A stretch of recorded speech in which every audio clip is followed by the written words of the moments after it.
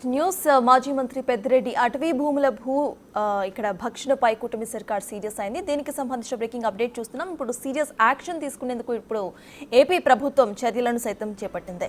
ఇందులో భాగంగానే దీనిపై పూర్తి స్థాయి విచారణకు ఆదేశించింది ప్రభుత్వం. ముఖ్యమంత్రి చంద్రబాబు ఆదేశాల మేరకు ఉన్నతాధికారులు విచారణకు జాయింట్ కమిటీను ఏర్పాటు చేశారు. చిత్తూరు జిల్లా collector, SP, Anantapur conservator office, forest అధికారులతో ఇటు జాయింట్ కమిటీ ఏర్పాటు చేశారు.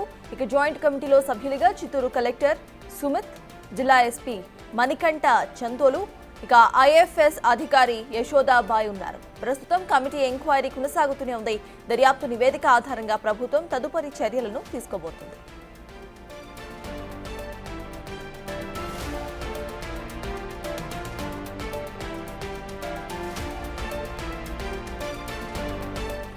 మరోవైపు పెద్దిరెడ్డి అటవీ భూముల ఆక్రమణలపై డిప్యూటీ సీఎం, అటవీ శాఖ మంత్రి పవన్ కళ్యాణ్ సైతం సీరియస్ అయ్యారు. అటవీ భూములు ఏ మేరకు ఆక్రమించారో, అక్కడున్న అడవులను ఏ విధంగా ధ్వంసం చేశారో ఇటు విచారణ చేపట్టాలని ఆదేశించారు. అటవీ భూముల రికార్డులు ఎక్కడైనా తారుమారు చేశారా, చేసిన పక్షంలో అసలు బాధ్యులెవరు అన్న కోణంలో కూడా దర్యాప్తు చేయాలని అన్నారు పవన్ కళ్యాణ్.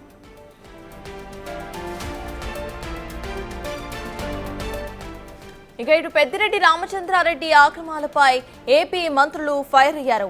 అక్రమాలపై ఖచ్చితంగా చట్టపరమైన చర్యలు ఉంటాయని అన్నారు మంత్రులు అనగాని సత్యప్రసాద్, సత్యకుమార్. ఆయన ఏ శాఖలో ఉంటే ఆ శాఖలో భారీగా దందాలు చేశారని, అక్రమ వ్యవహారాలు బయటపడతాయనే ఆ భయంతోనే ఇటు మదనపల్లిలో డాక్యుమెంట్లకు నిప్పు పెట్టించారని ఆరోపించారు. తాను నిజంగానే అన్నేసి అటవీ ఆక్రమణలు చేసి ఉంటే గనక ఇప్పటి వరకు వీరంతా కూడా కలిసి తనపై ఎందుకు కేసులు పెట్టలేదని, తాను నిజంగానే నేపాల్కి ఎర్రచందనం తరలి ఉంచితే గనక ఆ మొత్తం ఎందుకు పట్టుకోలేకపోయారని నిలదీశారు పెద్దిరెడ్డి. 40,000 కోట్లు ఇసుకలో దందా చేశాడు పెద్దిరెడ్డి, 40,000 కోట్లు దోచేశాడని చెప్పారు. మరి ₹1 తినింటే ₹1 దోచేస్తుంటే ఎందుకు కానీ యాక్షన్ తీసుకోలేదని అడుగుతా ఉన్నాను. ఏ విధమైన యాక్షన్ తీసుకోకుండా మా ఫైల్స్ చూస్తే తెలుస్తుంది మీకు ఏం రాశాను నేను అని చెప్పి. మరి ఆ విధంగా రాసినాను కాబట్టి ఈరోజు నన్ను ఏది ఎదిరించలేకుండా దాని గురించి మాట్లాడడం లేదు. ఇదే పెద్ద మనిషి ఆ రోజు ఎన్నికల్లోనే నేను రెడ్ శాండిల్ అంతా కూడా ఎక్స్పోర్ట్ చేశాను, ఆయన చేసిందంతా కూడా నేపాల్లో పట్టుబడి ఉంది, దాని మీద మేము అధికారంలోకి వస్తానే చర్యలు తీసుకుంటానని చెప్పాడు ఇదే పవన్ కళ్యాణ్ గారు. మరి నువ్వు ఫారెస్ట్ మంత్రి అయ్యావు, ఉప ముఖ్యమంత్రి అయ్యావు, మరి నేపాల్కి పోయి ఎందుకు గాను అక్కడ ఉన్న రెడ్ శాండల్ తెచ్చి నేను చేస్తుంటే నా మీద ఎందుకు యాక్షన్ తీసుకోలేదని అడుగుతా ఉన్నాను. మాజీ మంత్రి పెద్దిరెడ్డి అటవీ భూముల ఆక్రమణలపై ఇప్పుడు కూటమి సర్కార్ సీరియస్ గా ఇటు యాక్షన్ తీసుకునేందుకు ఇప్పుడు సిద్ధమైపోయింది. ఇదే అంశంపై పూర్తి డీటెయిల్స్ మా ప్రతినిధి దామోదర్ అందించడానికి సిద్ధంగా ఉన్నారు. దామోదర్, చెప్పండి, ఇటు నిన్న deputy CM Pawan Kalyan serious గా రియాక్ట్ అయ్యారు, ఇవాళ సీఎం. అయితే అసలు యాక్షన్ ఎలా ఉండబోతోంది, ఇన్వెస్టిగేషన్ ఎప్పటి నుండి స్టార్ట్ అవుతుంది అనుకోవాలి?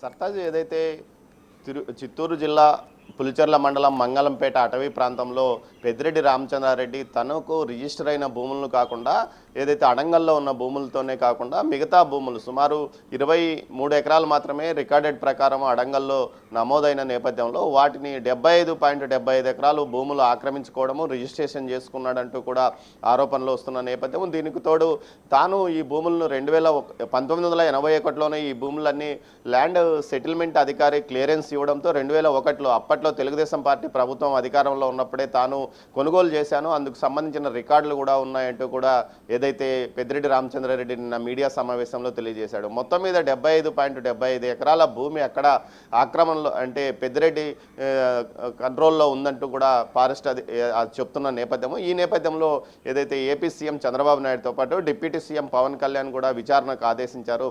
అటవీ శాఖ భూములను ఏ విధంగా ఆయన ఆక్రమించుకున్నాడు, ఎందుకు క్లియరెన్స్ అటవీ శాఖ నుంచి వచ్చిందా, లేకపోతే ఏ విధంగా రిజిస్ట్రేషన్ చేసుకున్నాడు అన్న విషయాల మీద తనకు సమగ్ర నివేదిక ఇవ్వాలంటూ సీఎం ఆదేశించాడు. ఇందుకు సంబంధించి త్రిసభ్య కమిటీని ఒకటి ఏర్పాటు చేశారు.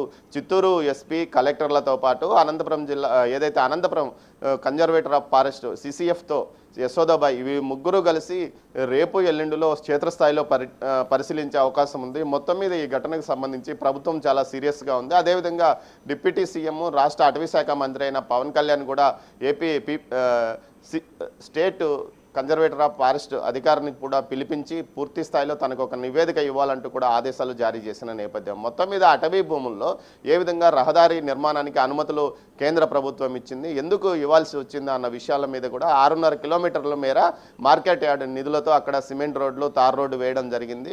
ఇందుకు సంబంధించి ఇతర భూములు ఏమైనా ఉన్నాయా, ఇతర రైతులకు సంబంధించిన భూములు అక్కడ ఉన్నాయా లేదా అన్న విషయాన్ని కూడా తనకు వెంటనే తెలియజేయాలంటూ కూడా ఏదైతే మార్కెటింగ్ శాఖ అధికారులు, మార్కెటింగ్ శాఖ మంత్రి కూడా తనకు వెంటనే నివేదిక ఇవ్వాలంటూ కూడా ఆదేశాలు జారీ చేసిన నేపథ్యం. మొత్తం మీద ఇటు ఈ విషయం మీద రాష్ట్రంలో హాట్ టాపిక్గా మారిందని చెప్పవచ్చు. ముఖ్యంగా 23 ఎకరాల భూమి ఉన్న చోట 75.75 ఎకరాలు రిజిస్ట్రేషన్లలో రూపంలో, రికార్డుల రూపంలో నమోదు కావడం, మొత్తం 100 ఎకరాలకు పైగా ఆయన ఆక్రమణలో ఉందంటూ విలాసవంతమైన భవనాన్ని అక్కడ నిర్మించుకున్నాడంటూ కూడా విమర్శలు వస్తున్నాయి. దీంతో అయితే మాజీ మంత్రి పెద్దిరెడ్డి మాత్రం అక్కడ కూలీల కోసం తాను ఒక నిర్మాణాన్ని చేపట్టాను, దాని విలాసవంతమైన భవనం ఏ విధంగా అవుతుందంటూ కూడా చెప్పుకొచ్చారు. అయితే దీనికి సంబంధించి స్థానిక పుంగనూరు టీడీపీ ఇన్ఛార్జ్ తీవ్ర ఘాటైన విమర్శలు చేశాడు. కూలీల కోసం 3 అంతస్తుల విలాసవంతమైన భవనాన్ని ఏ విధంగా నిర్మిస్తారు, మొత్తం జరిగిండేదంతా అక్కడ అక్రమ దందాని అంటూ ఆయన చెప్పుకొచ్చారు. దీంతోపాటు మంత్రి సత్యకుమార్తో పాటు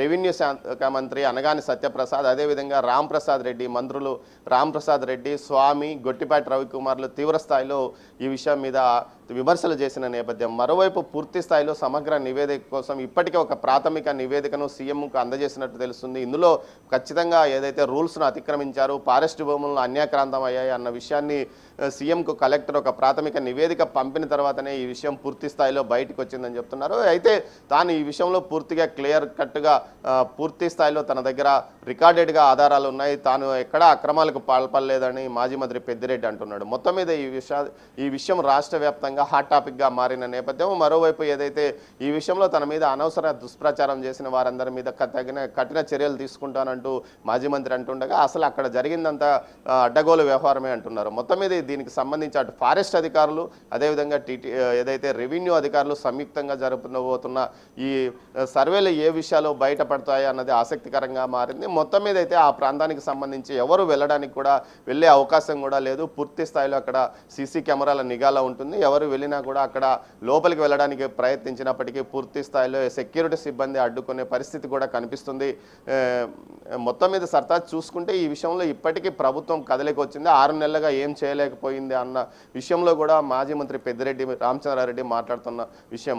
మరోవైపు మదనపల్లి ఫైల్స్ కేసుకు, దగ్ధం కేసుకు సంబంధించి ఇప్పటికే సిఐడి విచారణ దర్యాప్తు వేగవంతంగా కొనసాగుతుంది. ఇప్పటికే కొన్ని అరెస్టులు కూడా జరిగిన నేపథ్యం. మరోవైపు దీనికి సంబంధించి పూర్తి స్థాయిలో ఇటు ఈ విషయానికి సంబంధించి మరోసారి కేసులో నమోదయ్యే అవకాశం ఉందని చెప్తున్నారు. మొత్తం మీద అయితే అక్కడ అటవీ శాఖ భూములు ఆక్రమణ జరిగిందనేది మాత్రం ఖచ్చితంగా ఒక ప్రాథమిక నివేదిక ద్వారా సీఎంకు అందిన తర్వాతనే పూర్తి స్థాయిలో ఆయన విచారణకు ఆదేశించినట్లు సమాచారం. Right, thank you Damodar.